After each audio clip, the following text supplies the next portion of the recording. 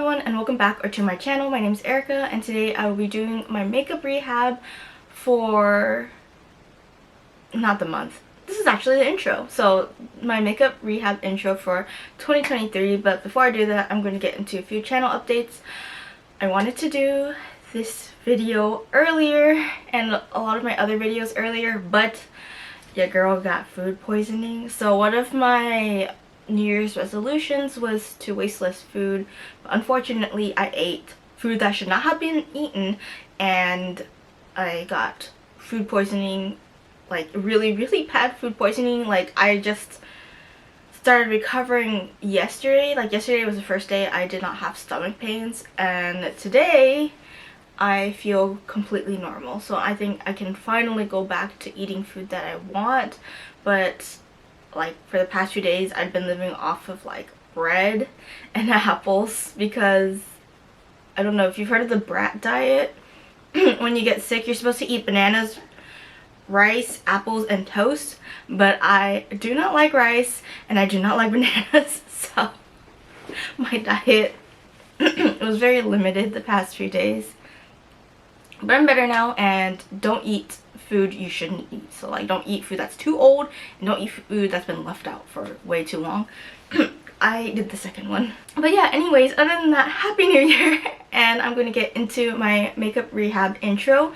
So if you don't know what a makeup rehab is, it was basically this, I guess, video concept created by It's Just Steph, and I will have her channel as well as Emily and Max's channel linked down below.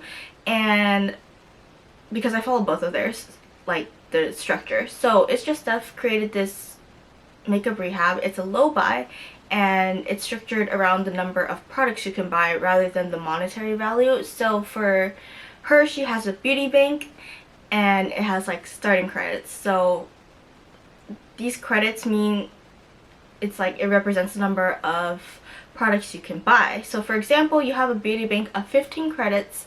You can buy 15 makeup items if like in the first month if you really wanted to, and then like you would have 0 for the rest of the year.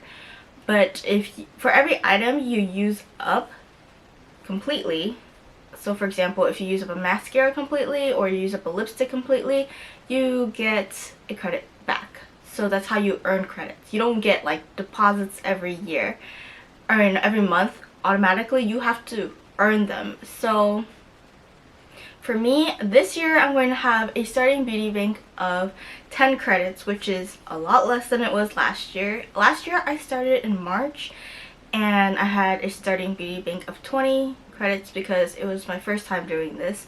But this year I'm going to have a starting beauty bank of 10 credits. The one product I cannot buy with my beauty bank credits is eyeshadows. So I actually have a separate beauty bank for that. So I have an eyeshadow beauty bank as well, and this idea was from Emily and Max. She does do that because if I was allowed to purchase anything I wanted with those regular bank credits, then I would definitely buy a lot of eyeshadow palettes, and I really don't want that because I already have a lot of eyeshadow palettes, and last year I did a pretty big declutter and I do not want to bring in eyeshadow palettes again.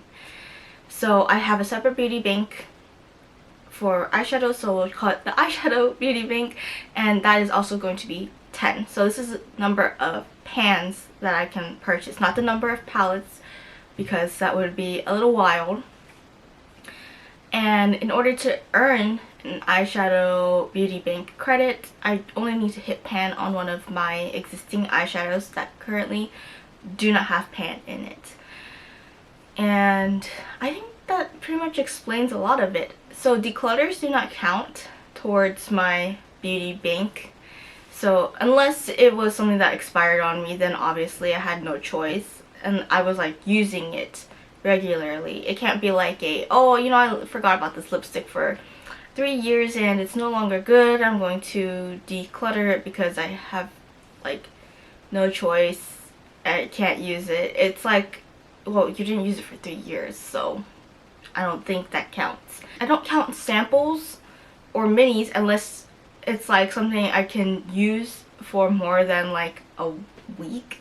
yeah, I don't count samples for sure, but minis, it's like if I can use it for more than a week. So for example, the miniature MAC lipsticks, these last forever. I've had one before. I think I lost it before I could use it up completely. It would cost me 1 credit to purchase, and I would get 1 credit back if I used it up completely. So the reason why my beauty bank is so low this year for both both categories, I guess, is because I am going to be going to Asia later this year, and I do not want to be restricted during that trip. So in exchange for being allowed to go hog wild, I don't think I am, to be honest, in Asia, I'm going to be more restrictive on myself this year. But what I found last year towards the end of the year was that I wasn't really buying makeup products, I was buying like skincare. And I didn't know if that was interesting to people to watch. So I think 10 is fine. I can always earn more credits. Like, I have things that are on their last legs. I can earn credits by finishing them. But I am glad that I am not in the mood to like buy a bunch of things, because that would really suck for my drawers. I want to get my inventory numbers down to under 100. Right now it's at 100 plus eyeshadows, but I want it under 100 with including my eyeshadow palettes. And so obviously I'm going to have to use up a lot more products than I bring in. Hopefully I can do that this year and not buy as much stuff this year.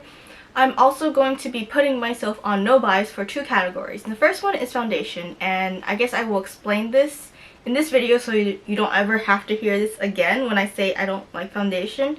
You can just refer back to this.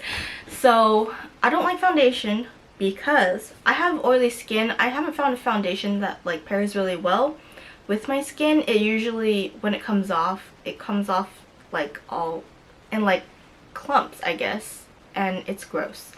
And it kind of migrates all over my face, so I don't like that. I also, like, in the summer get tan very easily. Like, in a couple of hours I could turn like 5-6 shades darker. And then in the winter I get pale very easily, so because I'm like not seeing the sun. So then I don't want to have to shade match all the time, and I don't even like the way foundation looks on my skin after a few hours anyways. So I am just going to not buy foundation. This is the year I don't buy foundation, and hopefully next year I also remember not to buy foundation. I feel like if I really wanted foundation, I should just get the sample packets from Sephora. There's the first one, and the second one is blush. I purchased 7 blushes last year, and then I received 8 blushes for Christmas, and I like all my blushes, which means that I'm not decluttering any, and I'm going to have a lot of blushes in my collection. So I pretty much have every color that I could ever use or want, except like I don't have crazy colors. Like I don't have a purple or a berry.